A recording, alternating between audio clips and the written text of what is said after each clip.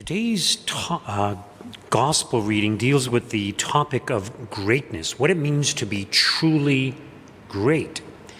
And most people, when we consider the theme of greatness, think of greatness in a worldly sense. And our Lord is saying that's not true greatness at all.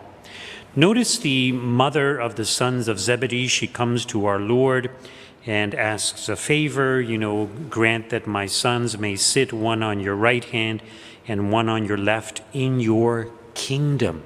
So she's thinking of a worldly kingdom. She's thinking that they will be in positions of honor and authority, and basically that they will be served. And very often when we think of worldly greatness, that's what we think. Someone who has a lot of power, a lot of wealth, and they can live in comfort and have all kinds of servants at their disposal and just do whatever they want. But as our Lord points out, that's not what true greatness is all about. True greatness is about loving others, being at the service of others. Notice what he says, whoever wishes to be great among you must be your servant, and whoever wishes to be first among you must be your slave. And notice his response to the two sons, James and John, the sons of Zebedee. He says, are you able to drink the cup that I am about to drink? So in other words, true greatness isn't just about being at the service of others, but it's also about suffering for Christ, suffering for the sake of others. In other words, love is most often manifested in regards to how much we are willing to sacrifice for others.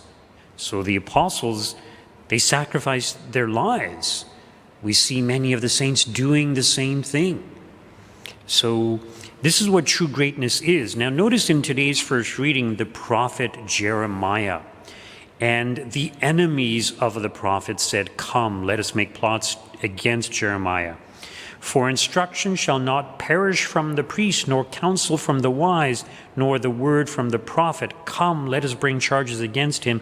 Let us not heed any of his words." Why are they so opposed to Jeremiah? Because Jeremiah was telling them to turn back to God. Jeremiah was telling them to turn away from sin. But Jeremiah was also warning them that if they do not turn back to God, misery and disaster will fall upon them. And nobody likes to hear these things. Nobody wants to be told that they are sinners. Nobody wants to be told that, maybe bad things are coming upon the world, upon mankind, because of the sins of mankind. And we tend to reject such prophets just like they rejected the prophet Jeremiah and sought to kill him. But in the grand scheme of things, Jeremiah has a very high place in heaven right now because he was obedient to God. He lived his life the way that God called him to, and he was willing to suffer for the sake of his faith, for the sake of doing what God called him to.